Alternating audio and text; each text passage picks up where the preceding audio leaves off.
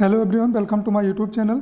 दोस्तों, आज की वीडियो में नवोदय विद्यालय समिति में आई हुई इलेक्ट्रीशियन कम प्लम्बर पोस्ट की सब्जेक्ट स्पेसिफिक नॉलेज का प्रैक्टिस सेट 4 करने वाले हैं। दोस्तों, इस सेट में टोटल 60 क्वेश्चन दिए गए हैं। जैसा कि पिछले 3 सेट में हमने करवाया था, बिल्कुल सेम उसी तरीके से सेट में भी हम करने वाले हैं। पहले मैं क्वेश्चन पढ़ूंगा। क्वेश्चन पढ़ने के बाद आपको 2 से 3 सेकंड का टाइम दूंगा। आपको सही आंसर एक शीट पे लिखना है। उसके बाद मेरे द्वारा बताए गए आंसर से मिलान करना है। मिलान करने के बाद वीडियो के अंत में आपको कमेंट करके हमें बताना है कि आपने कितने क्वेश्चन सही किए। तो चलिए वीडियो को शुरू करते हैं। पहला क्वेश्चन दिया गया है, आधुनिक टरबाइन चलित जनरेटर को की मदद से ठंडा किया जाता है। तो यहाँ पे आपको बताना है कि आधुनिक टरबाइन द्वारा चलित जनरेटर को किसकी मदद के द्वारा ठंडा किया जाता है। ऑप्शन दिया गया है तेल के द्वारा, हवा के द्वारा, हाइड्रोजन के द्वारा या इनमें से किसी से भी। तो इसका राइट आंसर क्या होगा? इसका राइट आंसर होगा हाइड्रोजन से। ठीक है, अगला क्वेश्चन देखते हैं। किस प्रकार का प्रतिरोधक वोल्टता पर निर्भर करता है? तो यहाँ पे ऑप्शन दिया गया है तापवर्धक प्रतिरोधक, ठीक है, परिवर्ती प्रतिरोधक, थर्मिस्टर या फिर एलडीआर। तो यहाँ पे इसका राइट आंसर आपको बताना है। इसका राइट आंसर होगा परिवर्ती प्रतिरोधक। ठीक है, ऑप्शन नंबर बी सही होगा। अगला क्वेश्चन देखते हैं। एक ताप उपकरण में थर्मोस्टेट का उपयोग किसके लिए किया जाता है? तो यहाँ पे ऑप्शन दिया गया है वोल्टेज नियंत्रण के लिए, ताप नियंत्रण के लिए, प्रतिरोध नियंत्रण के लिए या फिर दाब नियंत्रण के लिए। तो इसका राइट आंसर आपको बताना है। इसका राइट आंसर होगा थर्मोस्टेट का प्रयोग ताप नियंत्रण के लिए किया जाता है। अगला क्वेश्चन नंबर 4 दिया गया है, पावर हैक्सा ब्लेड की मोटाई क्या होती है? यहाँ पे आपको ऑप्शन दिया गया है 2 mm, 1.27 mm से 2.54 mm।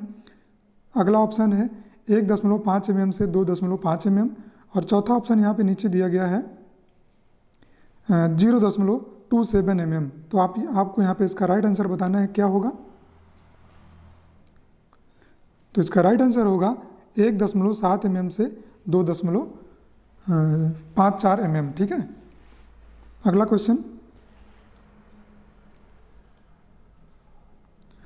क्वेश्चन है, बरमाई के अंत में सॉकेट से बर्मा को आसानी से हटाने के लिए किस उपकरण का उपयोग किया जाता है? तो यहाँ पे ऑप्शन दिया गया है ड्रिफ्ट का, टांग का, स्लीव का या फिर ड्रिल चक का।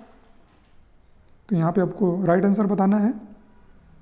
इसका राइट आंसर होगा ड्रिफ्ट का। ठीक है, अगला क्वेश्चन देख लेते हैं। निम्न में से किस पदार्थ के लिए BH वक्र एक सीधी रेखा होगी? तो यहाँ पे BH वक्र एक सीधी रेखा किस पदार्थ के लिए होगी? ऑप्शन दिया गया है सिलिकॉन स्टील, नरम लोहा, वायु या फिर ढलवा लोहा। तो यहाँ पे आपको राइट आंसर बताना है। इसका राइट आंसर होगा एयर के लिए। ठीक है, ऑप्शन नंबर सी सही होगा। अगला क्वेश्चन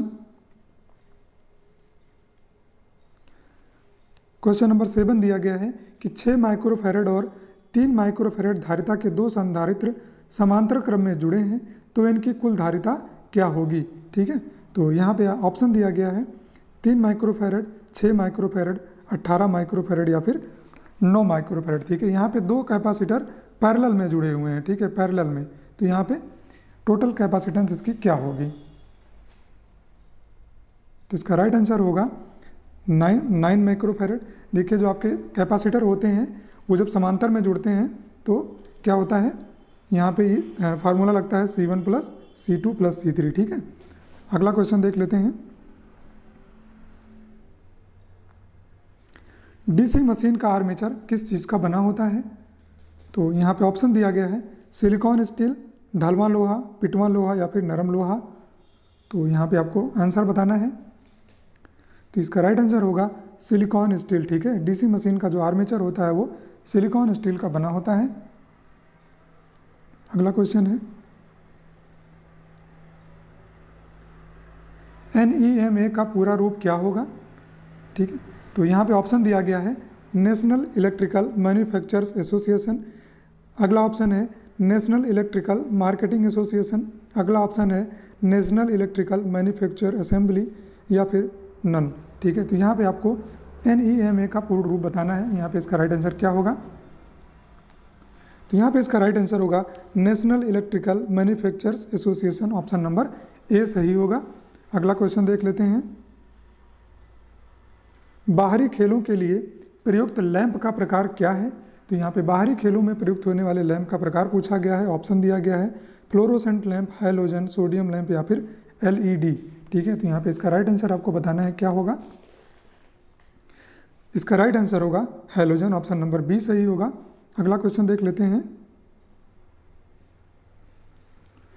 निम्नलिखित विकल्पों में से पंच संयोजी अशुद्धि का सही उदाहरण क्या है? तो यहाँ पे ऑप्शन दिया गया है गैलियम, सिलिकॉन, इंडियम या फिर आर्सेनिक। ठीक है, तो इसका राइट आंसर क्या होगा?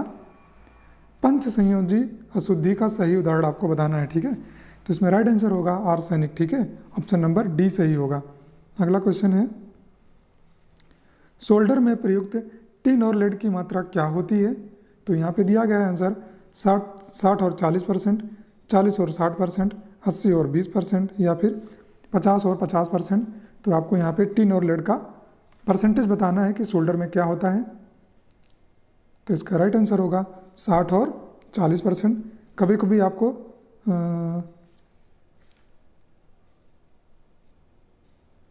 63 और 37% भी ऑप्शन में मिल सकता है। ठीक है, तो वो भी आपका ऑप्शन सही होगा, 63 और 37। ठीक है, आप लोग याद रखिएगा। अगला क्वेश्चन देख लेते हैं।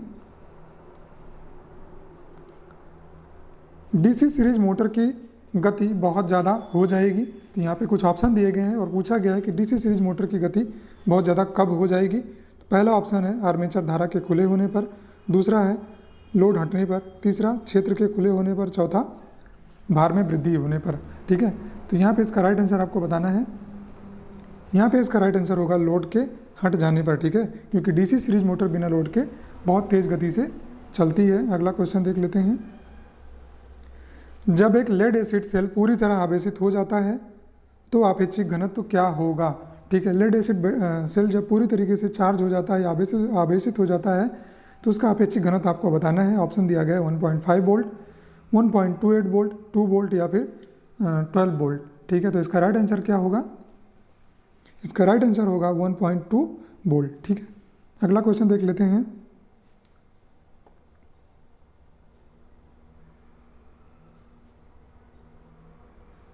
अभ्रक, एस्बेस्टस और फाइबर ग्लास किस वर्ग के विसंवाहक पदार्थ के उदाहरण हैं? तो यहाँ पे ऑप्शन दिया गया है A वर्ग, B वर्ग, C वर्ग या फिर F वर्ग। तो आपको बताना है कि अभ्रक, एस्बेस्टस और फाइबर जो होते हैं वो किस वर्ग में आते हैं। तो यहाँ पे इसका राइट आंसर क्या होगा? इसका राइट आंसर होगा B सीरीज या फिर B वर्ग। ठीक है, अगला क्वेश्चन देख लेते हैं। यूनिवर्सल मोटर शून्य भार पर चलता है।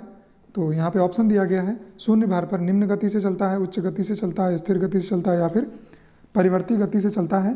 तो यहाँ पे इसका राइट आंसर होगा उच्च गति से। ठीक है, अगला क्वेश्चन देख लेते हैं। निम्नलिखित में से कौन सा ऋणात्मक तापमान गुणांक पदार्थ का एक उदाहरण है? तो यहाँ पे ऑप्शन दिया गया है अभ्रक है, नाइक्रोम, जिंक या फिर तांबा। तो यहाँ पे आपको राइट आंसर बताना है। इसका राइट आंसर होगा नाइक्रोम। ठीक है, जो कि निकिल और क्रोमियम से मिलकर बनता है। अगला क्वेश्चन है उपकेंद्रों में करंट ट्रांसफार्मर का उपयोग किस का परास बढ़ाने के लिए किया जाता है? तो यहाँ पे ऑप्शन दिया गया है वोल्ट मीटर का, वाट मीटर का, अमीटर का या फिर पावर फैक्टर मीटर का। तो यहाँ पे इसका राइट आंसर क्या होगा? इसका राइट आंसर होगा एमीटर का। ठीक है, ऑप्शन नंबर सी सही होगा। अगला क्वेश्चन देख लेते हैं। निम्नलिखित में से स्ट्रीट लाइटिंग के लिए कौन सा लैंप सूटेबल है? तो यहाँ पे ऑप्शन दिया गया है halogen lamp, neon lamp, fluorescent lamp या फिर LED लैंप। तो यहाँ पे इसका राइट आंसर आपको बताना है स्ट्रीट लाइट के लिए कौन सा लैंप सूटेबल होगा। इसका राइट आंसर होगा LED लैंप, जिसका फुल फॉर्म होता है लाइट इमिटेटिंग डायोड। अगला क्वेश्चन, तुल्यकाली या सिंक्रोनस मोटर का उपयोग किसके लिए किया जाता है? तो यहाँ पे ऑप्शन दिया गया है लिफ्ट में, एलिवेटर में, वोल्टता नियमन और या शक्ति गुणांक सुधार में या फिर संकर्षण में। तो यहाँ पे इसका राइट आंसर क्या होगा?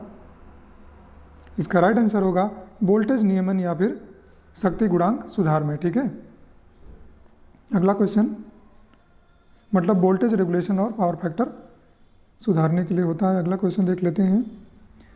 एक सेकंड के लिए प्रवाहित 1 एम्पियर की धारा को क्या कहा जाता है? तो यहाँ पे आपको ऑप्शन दिया गया है 1 कूलाम, 1 एम्पियर, 1 ओम या फिर 1 वोल्ट। ठीक है, तो यहाँ पे इसका राइट आंसर आपको बताना है। तो इसका राइट आंसर होगा 1 कूलाम। ठीक है, ऑप्शन नंबर ए सही होगा। अगला क्वेश्चन देख लेते हैं। एक सिलिकॉन ट्रांजिस्टर को किस तापमान तक का सामना करना पड़ता है? तो यहाँ पे आंसर दिया गया है, ऑप्शन दिया गया है 100 degree Celsius, 200 degree Celsius, 250 degree Celsius या फिर 150 डिग्री सेल्सियस। तो इसका राइट आंसर क्या होगा? इसका राइट आंसर होगा 250 डिग्री सेल्सियस। ठीक है, इसको आप लोग याद रखिएगा, थोड़ा सा इंपॉर्टेंट भी है। अगला क्वेश्चन देख लेते हैं। क्वेश्चन नंबर 23 है, किसी लैंप की दक्षता को किस में व्यक्त किया जाता है? ऑप्शन दिया गया है लक्स पर वोल्ट, ल्यूमेन पर वोल्ट, ल्यूमेन पर वोल्ट या फिर लक्स पर वोल्ट। ठीक है, यहाँ पे एक ऑप्शन 2 बार आ गया है, लक्स पर वोल्ट, लक्स पर वोल्ट। तो यहाँ पे आपको राइट आंसर बताना है क्या होगा, किसी लैंप की दक्षता को किस में व्यक्त किया जाता है? तो यहाँ पे इसका राइट आंसर होगा ल्यूमेन पर वाट। ठीक है, ऑप्शन नंबर बी सही होगा। अगला क्वेश्चन देख लेते हैं। निम्नलिखित में से चुंबकीय प्रवृत्ति की इकाई क्या होती है? ऑप्शन दिया गया है हेनरी, हेनरी पर मीटर, जूल या फिर जूल पर मीटर। तो इसका राइट आंसर क्या होगा? इसका राइट आंसर होगा हेनरी पर मीटर, ऑप्शन नंबर बी सही होगा। अगला क्वेश्चन देख लेते हैं। निम्नलिखित में से चुंबकीय पदार्थ हैं। ठीक है, निम्नलिखित में से कौन चुंबकीय पदार्थ है? तो यहाँ पे ऑप्शन दिया गया है निकिल, तांबा, कांच या फिर लकड़ी। तो ये काफ़ी आसान क्वेश्चन है। चुंबकीय पदार्थ इसमें से कौन सा होगा आपको बताना है। तो यहाँ पे आपका राइट आंसर होगा ऑप्शन नंबर ए, निकिल सही होगा। अगला क्वेश्चन देख लेते हैं। निम्नलिखित में से टर्न पर मीटर किसका मात्रक है? तो यहाँ पे ऑप्शन दिया गया है क्षेत्र सामर्थ्य का, चुंबकशीलता का, चुंबकीय क्षेत्र का या फिर इनमें से कोई नहीं। तो इसका राइट आंसर क्या होगा? इसका राइट आंसर होगा क्षेत्र सामर्थ्य का, ऑप्शन नंबर ए सही होगा। अगला क्वेश्चन देख लेते हैं। निम्नलिखित में से इंडक्टेंस की इकाई है। ठीक है, तो इसमें आपको बताना है इंडक्टेंस की इकाई क्या है। ऑप्शन दिया गया है ओम, हेनरी, फैराडे या फिर मोहो। ठीक है, तो यहाँ पे आपका राइट आंसर क्या होगा? इसका राइट आंसर होगा हेनरी। ठीक है, ऑप्शन नंबर बी सही होगा। अगला क्वेश्चन देख लेते हैं। निम्नलिखित में से किस नियम के द्वारा धारावाहिक चालक द्वारा उत्पन्न चुंबकीय क्षेत्र की दिशा ज्ञात की जा सकती है? तो किसके नियम के द्वारा ज्ञात की जा सकती है? तो पहला ऑप्शन दिया गया है फ्लेमिंग के दाएं हाथ के नियम के द्वारा, दूसरा ऑप्शन है फ्लेमिंग के बाएं हाथ के नियम के द्वारा, तीसरा ऑप्शन है कार्क स्क्रू के नियम के द्वारा, चौथा ऑप्शन है फैराडे के नियम के द्वारा। ठीक है, तो धारावाहिक में चालक द्वारा उत्पन्न चुंबकीय क्षेत्र की दिशा कौन से नियम के थ्रू ज्ञात की जा सकती है आपको बताना है। तो यहाँ पे इसका राइट आंसर होगा कार्क स्क्रू नियम के द्वारा, ऑप्शन नंबर सी सही होगा। अगला क्वेश्चन देख लेते हैं। शून्य लोड पर ट्रांसफार्मर में कौन सी हानियाँ होती हैं? ऑप्शन दिया गया है कोई हानि नहीं होगी, केवल लौह हानि होगी, केवल कॉपर हानि होगी या फिर लौह हानि और कॉपर हानि दोनों होगी। तो यहाँ पे इसका राइट आंसर आपको बताना है कि शून्य लोड पर ट्रांसफार्मर में कौन सी हानियाँ होंगी। तो इसका राइट आंसर है केवल लौह हानि होगी। ठीक है, ऑप्शन नंबर बी सही होगा। अगला क्वेश्चन देख लेते हैं। ट्रांसफार्मर में ताम्र हानियाँ होती हैं। तो ट्रांसफार्मर में ताम्र हानियाँ कहाँ होती हैं? क्रोड में होती हैं, कुंडली में होती हैं, बॉडी में होती हैं या फिर इनमें से कोई नहीं। तो इसका राइट आंसर क्या होगा? इसका राइट आंसर होगा क्रोड में होती हैं, ऑप्शन नंबर ए सही होगा। अगला क्वेश्चन देख लेते हैं। निम्नलिखित में से किस में प्रतिरोध का ऋणात्मक तापक्रम गुणांक होता है? तो यहाँ पे आपको बताना है कि किस में प्रतिरोध का ऋणात्मक तापक्रम गुणांक होगा, तांबे का, एल्यूमिनियम का, सिलिकॉन का या फिर लोहे का। तो यहाँ पे आपको राइट आंसर बताना है। तो यहाँ पे इसका राइट आंसर होगा सिलिकॉन का। ठीक है, ऑप्शन नंबर सी सही होगा। अगला क्वेश्चन देख लेते हैं। आरसी सर्किट का शक्ति गुणांक क्या होता है? ठीक है, तो यहाँ पे ऑप्शन दिया गया है अग्र होगा, पश्च होगा, यूनिटी होगा या फिर शून्य होगा। तो यहाँ पे आपका राइट आंसर क्या होगा आपको बताना है। तो यहाँ पे इसका राइट आंसर होगा अग्र होगा। ठीक है, ऑप्शन नंबर ए सही होगा। अगला क्वेश्चन देख लेते हैं। एक डीसी मोटर सदैव स्टार्टर की सहायता से चलाया जाता है क्योंकि यहाँ आपको ऑप्शन में दिया गया है कि डीसी मोटर को हमेशा स्टार्टर की सहायता से क्यों चलाते हैं। ऑप्शन दिया गया है आर्मेचर बाइंडिंग में निम्न प्रतिरोध होता है, आर्मेचर बाइंडिंग में उच्च प्रतिरोध होता है, फील्ड बाइंडिंग में निम्न प्रतिरोध होता है, या फिर फील्ड बाइंडिंग में उच्च प्रतिरोध होता है। यहाँ पे आपको राइट आंसर बताना है। तो यहाँ पे इसका राइट आंसर होगा आर्मेचर बाइंडिंग में निम्न प्रतिरोध होता है। अगला क्वेश्चन, सर्किट ब्रेकर की ट्रिप कॉइल को किसके द्वारा ऊर्जा दी जाती है? तो यहाँ पे ऑप्शन दिया गया है एसी बोल्ट था, डीसी बोल्ट था, एसी और डीसी दोनों, या फिर इनमें से कोई नहीं। ठीक है, तो सर्किट ब्रेकर की ट्रिप कॉइल को कौन सी ऊर्जा दी जाती है यहाँ पे पूछा जा रहा है। इसका राइट आंसर आपको बताना है। तो यहाँ पे इसका राइट आंसर होगा डीसी बोल्ट था, ऑप्शन नंबर बी सही होगा। अगला क्वेश्चन देख ले रहे हैं, EHB संचरण में निम्नलिखित में से कौन सा इंसुलेटर प्रयुक्त किया जाता है? तो EHB संचरण में कौन सा इंसुलेटर यूज होता है? ऑप्शन दिया गया है pin insulator, shekel insulator, strain insulator, या फिर डिस्क इंसुलेटर। आपको बताना है एक्स्ट्रा हाई वोल्टेज संचरण के लिए कौन सा इंसुलेटर प्रयोग किया जाता है। तो यहाँ पे इसका राइट आंसर क्या होगा? इसका राइट आंसर होगा स्ट्रेन इंसुलेटर। ठीक है, ऑप्शन नंबर सी सही होगा। अगला क्वेश्चन देख लेते हैं, निम्नलिखित में से कौन सा एक सर्किट ब्रेकर का हिस्सा नहीं है? ऑप्शन दिया गया है विस्फोट बर्तन, प्रचालन यांत्रिकी, स्थायी ओम चलित संपर्क, अगला है कंजर्वेटर। ठीक है, तो यहाँ पे आपको बताना है कि सर्किट ब्रेकर का कौन सा ऐसा पार्ट है जो इसमें से नहीं होने वाला है। तो यहाँ पे इसका राइट आंसर होगा कंजर्वेटर, क्योंकि ये ट्रांसफार्मर में यूज होता है। अगला क्वेश्चन देख लेते हैं, एक डायनमोमीटर प्रकार का उपकरण किसके मापन के लिए प्रयुक्त होता है? तो यहाँ पे ऑप्शन दिया गया है वोल्टेज, धारा, शक्ति, या फिर उपरोक्त सभी। ठीक है, तो एक डायनमोमीटर प्रकार का जो उपकरण होता है वो किस चीज़ के मापन के लिए प्रयुक्त होता है? ठीक है, कौन से मापन में प्रयुक्त होता है? तो यहाँ पे आपको आंसर बताना है। यहाँ पे इसका राइट आंसर क्या होगा? इसका राइट आंसर होगा उपयुक्त सभी। ठीक है, तो यहाँ पे वोल्टेज के लिए भी, धारा के लिए भी और शक्ति के लिए भी यूज़ होता है। अगला क्वेश्चन दिया गया है, मिट्टी में नमी मृदा के प्रतिरोध को क्या करती है? ऑप्शन दिया गया है नमी जो है वो मृदा के प्रतिरोध को कम कर देती है, ज़्यादा कर देती है, कोई प्रभाव नहीं करेगी, इनमें से कोई नहीं।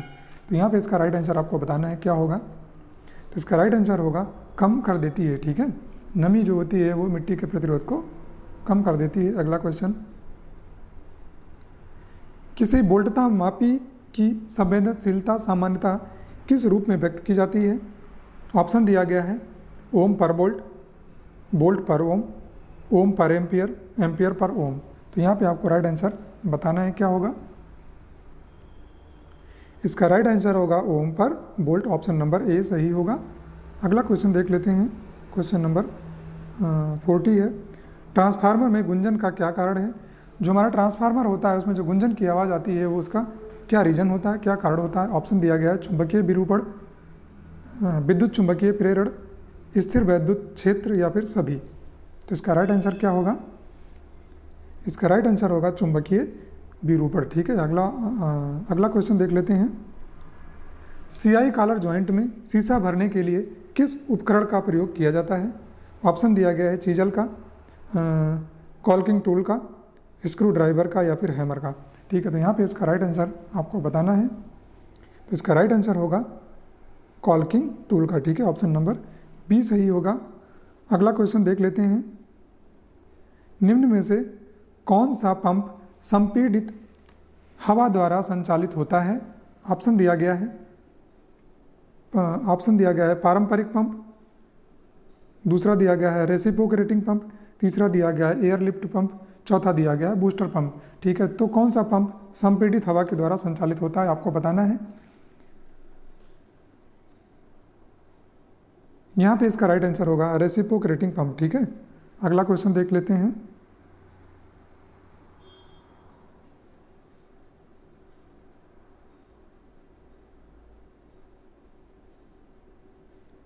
एक सेंट्रीफ्यूगल पंप के सेक्शन पाइप के निचले छोर में क्या फिट किया जाता है? यहाँ पे छोर होगा। ठीक है, तो यहाँ पे ऑप्शन दिया गया है बाल वाल्व, फुट वाल्व, जेट, या फिर एयर वाल्व। तो इसका राइट आंसर आपको बताना है। इसका राइट आंसर होगा air valve, option number D सही होगा। अगला क्वेश्चन देख लेते हैं, निम्न में से कौन सा पंप पानी में कीचड़ गाद आदि बाहर निकालता है? तो ऑप्शन दिया गया है airlift pump, reciprocating pump, rotary pump या फिर कंप्रेसर पंप। ठीक है, तो यहाँ पे इसका राइट आंसर आपको बताना है कीचड़ गाद आदि को बाहर निकालने में कौन सा पंप जो होता है वो हेल्प करता है। तो यहाँ पे इसका राइट आंसर होगा कंप्रेसर पंप। ठीक है, ऑप्शन नंबर डी सही होगा। अगला क्वेश्चन देख लेते हैं, सीवरों के जाम होने का क्या कारण होता है? सीवर के जाम होने का यहाँ पे कारण पूछा जा रहा है। तो यहाँ पे आपको ऑप्शन दिया गया है सिल्टिंग, कम डिस्चार्ज, मेन होल में घरेलू कचरा डाला जाना या फिर सभी विकल्प। ठीक है, तो यहाँ पे इसका राइट आंसर आपको बताना है कि क्या होगा। तो यहाँ पे आपका राइट आंसर होगा कम डिस्चार्ज। ठीक है, कम डिस्चार्ज होगा तो सीवर जाम हो जाते हैं। अगला क्वेश्चन देख लेते हैं, मिक्सिंग ट्रैप में गर्म पानी का कनेक्शन में दिया जाता है। ठीक है, जो मिक्सिंग ट्रैप होता है उसमें गर्म पानी का कनेक्शन कहाँ पे दिया जाता है, यहाँ पे पूछा जा रहा है। तो यहाँ पे आपका ऑप्शन दिया गया है, यहाँ पे अपना ऑप्शन आप देख सकते हैं, यूजर के दाहिनी ओर, यूजर के बाईं ओर, यूजर के किसी भी तरफ या यूजर के किसी भी तरफ नहीं। ठीक है, तो यहाँ पे आपको राइट आंसर बताना है। यहाँ पे राइट आंसर क्या होगा? यहाँ पे इसका राइट आंसर होगा यूजर के बाईं ओर। ठीक है, अगला क्वेश्चन देख लेते हैं, यदि आपके कपड़े में आग लग जाती है तो क्या करना महत्वपूर्ण है? ऑप्शन दिया गया है लौ से भागना, अग्निशमक खोजना, रुकना, गिरना और लुढ़कना, सहायता के लिए इंतजार करना। ठीक है, तो यहाँ पे आपको राइट आंसर बताना है क्या होगा। चलिए इसका राइट आंसर देख लेते हैं। इसका राइट आंसर होगा रुकना, गिरना और लुढ़कना। ठीक है, ऑप्शन नंबर सी सही होगा। अगला क्वेश्चन देख लेते हैं, पानी आपूर्ति की दोहरी प्रणाली का क्या अर्थ है? तो यहाँ पे दिया गया है लगातार आपूर्ति सिस्टम, पंपिंग और इंटरमिटेंट सिस्टम। ठीक है, ग्रेविटी और पंपिंग सिस्टम। अगला है आपका ग्रेविटी और लगातार आपूर्ति सिस्टम। तो यहाँ पे आपको राइट आंसर बताना है क्या होगा। तो यहाँ पे इसका राइट आंसर होगा ग्रेविटी और पंपिंग सिस्टम। ठीक है, ऑप्शन नंबर सी सही होगा। अगला क्वेश्चन देख लेते हैं, स्क्राइबर एक किस प्रकार का टूल है? तो यहाँ पे स्क्राइबर के बारे में पूछा जा रहा है कि कैसा टूल है। ऑप्शन दिया गया है मार्किंग टूल है, मेजरिंग टूल है, कटिंग टूल है या फिर ड्रिलिंग टूल है। तो यहाँ पे इसका राइट आंसर क्या होगा? इसका राइट आंसर होगा जो आपका स्क्राइबर होता है वो मार्किंग टूल होता है। ऑप्शन नंबर ए सही होगा। अगला क्वेश्चन देख लेते हैं, अगला क्वेश्चन है, बिल्डिंग में न्यूट्रल फिल्म का आंतरिक कोन किस कलर का होता है? तो जो बिल्डिंग की जाती है उसमें जो न्यूट्रल फिल्म होती है, ठीक है, उसका आंतरिक कोन जो होता है वो किस कलर का होता है? ठीक है, तो यहाँ पे ऑप्शन दिया गया है हल्का नीला, हल्का हरा, लाल या फिर भूरा। ठीक है, तो यहाँ पे आपको राइट आंसर बताना है। इसका राइट आंसर क्या होगा? तो इसका राइट आंसर होगा हल्का नीला। ऑप्शन नंबर ए सही होगा। अगला क्वेश्चन देख ले रहे हैं, अगला क्वेश्चन दिया गया है, निम्नलिखित में से क्या जीआई पाइपों का एक लाभ नहीं है? तो ऑप्शन दिया गया है खनिज का निर्माण, तीव्र संयोजन, लंबी आयु या फिर टफनेस। ठीक है, तो यहाँ पे आपको राइट आंसर बताना है क्या होगा। तो यहाँ पे इसका राइट आंसर होगा खनिज का निर्माण। ठीक है, ऑप्शन नंबर ए सही होगा क्योंकि ये जीआई पाइप का लाभ नहीं है। अगला क्वेश्चन देख ले रहे हैं, अगले क्वेश्चन में हम देख लेते हैं। यहाँ पे देखिए पूछा जा रहा है कि जीआई पाइपों की इनमें से कौन सी श्रेणी सबसे पतली होती है? ऑप्शन दिया गया है आपका यहाँ पे श्रेणी ए, बी, सी या फिर डी। ठीक है, तो जीआई पाइपों की कौन सी श्रेणी सबसे पतली श्रेणी होती है? तो यहाँ पे इसका राइट आंसर आपको बताना है। यहाँ पे इसका राइट आंसर होगा series A, option number A सही होगा। ठीक है, यहाँ पे आप ऑप्शन नंबर ए टिक कर लीजिएगा। अगला क्वेश्चन देख लेते हैं, किसी द्रव्य के प्रवाह को जोड़ने या पृथक करने हेतु किस चीज़ का प्रयोग किया जाता है? तो यहाँ पे आप ऑप्शन आप देख लीजिए, टी जॉइंट, रिड्यूसर, यूनियन या फिर कपलिंग का। ठीक है, तो यहाँ पे आपको राइट आंसर बताना है। इसका राइट आंसर क्या होगा? तो यहाँ पे इसका राइट आंसर होगा टी। ठीक है, ऑप्शन नंबर ए सही होगा। अगला क्वेश्चन देख ले रहे हैं, निम्न में से कौन पाइप के छोर को ढकता है? ठीक है, यहाँ पे पूछा जा रहा है कि निम्न में से कौन पाइप के छोर को ढकता है। ऑप्शन दिया गया है प्लग, निप्पल, एल्बो या फिर टी। ठीक है, तो यहाँ पे आपको राइट आंसर बताना है। इसका राइट आंसर होगा प्लग, ऑप्शन नंबर ए सही होगा। अगला क्वेश्चन देख ले रहे हैं, अगला क्वेश्चन है, निम्न में से कौन सी पानी में पाई जाने वाली एक प्रसुप्त या फिर सस्पेंडेड अशुद्धता है? तो यहाँ पे आपका ऑप्शन दिया गया है clay, organic salt, amino acid या फिर बैक्टीरिया।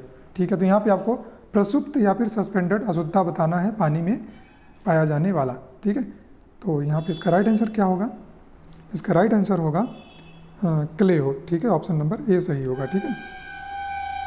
अगला क्वेश्चन, वाटर हैमर को भी कहा जाता है, जो आपका वाटर हैमर होता है उसको क्या कहा जाता है?